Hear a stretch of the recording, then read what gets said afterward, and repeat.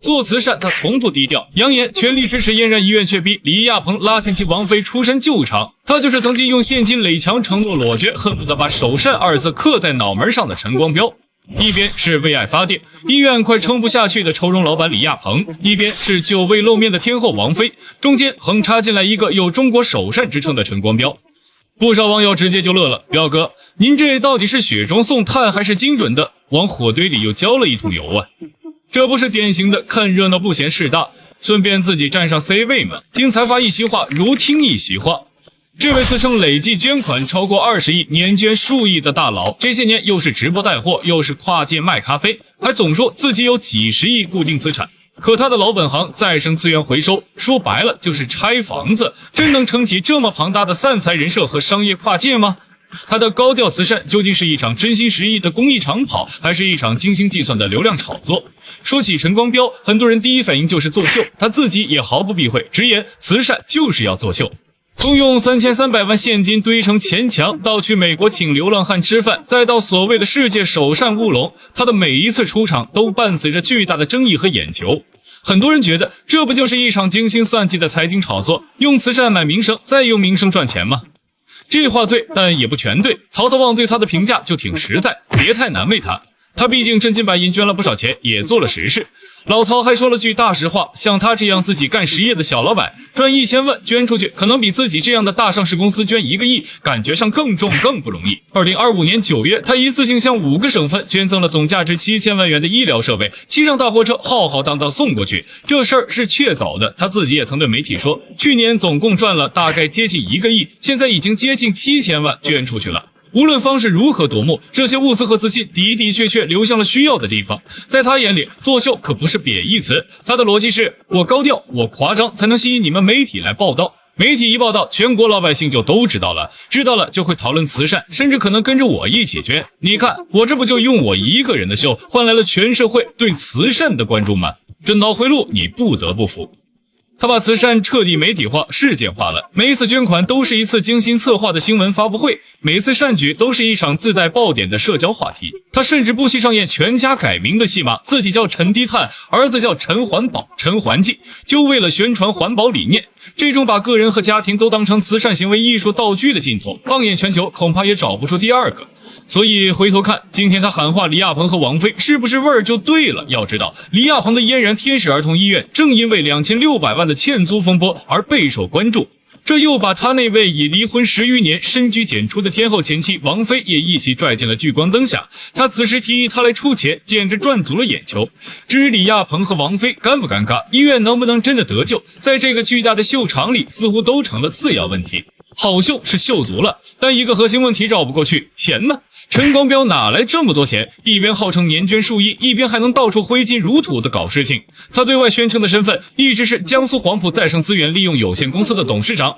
通俗讲，这公司主要干的就是拆迁和建筑垃圾。回收这门生意赚钱吗？赚，但能赚出中国首善的体量吗？业内人都得打个大大的问号。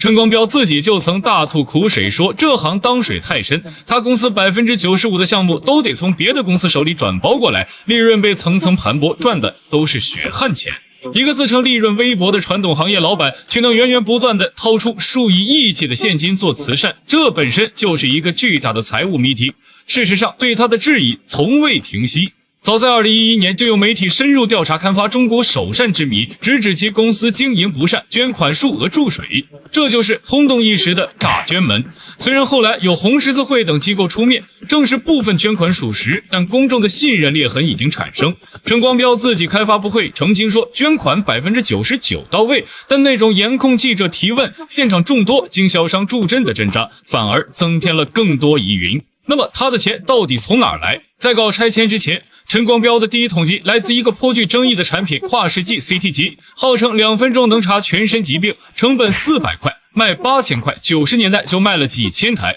这种医疗器械销售为他积累了初始资本。要知道，极高的知名度本身就是一种资产。获得中国首善的无数荣誉后，他成为了地方政府的座上宾，获得了特邀研究员等大量头衔。名声带来信任，信任在商业社会中可以转化为项目政策和信贷便利。这些年他虽然低调了不少，但并未闲着。玩直播带货、跨界卖好人凉茶和咖啡，这些生意本质上都是在消耗陈光标这个品牌的剩余价值。他庞大的粉丝关注度，无论是挺他的还是骂他的，都是潜在的消费流量。每一次像喊话李亚鹏这样的出圈事件，都是一次免费的品牌唤醒和广告，为他旗下的各种产品引流。所以，一个可能的商业逻辑闭环是用极致的，甚至是有争议的高调慈善，博取惊天动地的名声，再用这名气去撬动更多商业资源、政策支持或金融杠杆。最后用这些资源赚来的钱，一部分继续投入到高调慈善中，维持首善人设和热度，另一部分则支撑其他商业尝试，甚至进入个人腰包。这场大秀看到最后，我们不得不问，如果这一切都是一场计算，那到底谁赢了？陈光标无疑是聪明的，他深谙中国社会的舆论场法则，用最低的成本，很多时候承诺的钱和实际到位的钱可能存在差距，获得了最大的品牌曝光和社会影响力。在商业世界里，这种量级的广告效应，几十个亿都未必买得来，但他可能赢了，生意却让慈善本身输了。当慈善变得如此戏剧化、功利化和个人秀场化，它最核心的向善、信任、纯粹的内核就被严重侵蚀了。公众在一次次的惊愕、质疑和反转中变得麻木，人们开始怀疑，连陈光标这样的首善都可能水分重重，那我还能相信谁？这会让那些真正默默做事、不是张扬的慈善机构和个体生存环境更加艰难。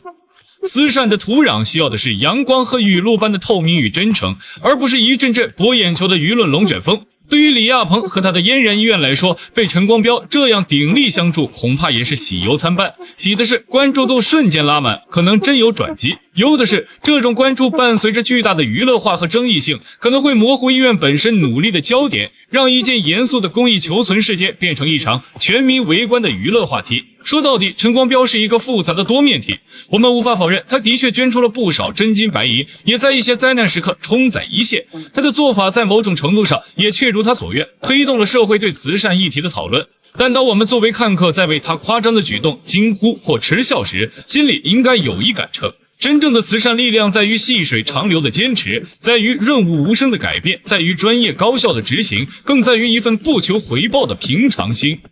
他不需要用钱垒墙来证明实力，也不需要捆绑名人来制造噱头，他应该让受助者感受到尊严。慈善不该是算术题，更不该是博彩业，它应该是一道光，温暖而不刺眼。当我们学会为那些安静发光的人鼓掌，而不是只被最响的炮仗吸引时，我们的善意才真正有了力量。至于陈光标这场最新大秀的票房如何，咱们不妨让子弹再飞一会儿。关注财阀，带你吃瓜式看财经。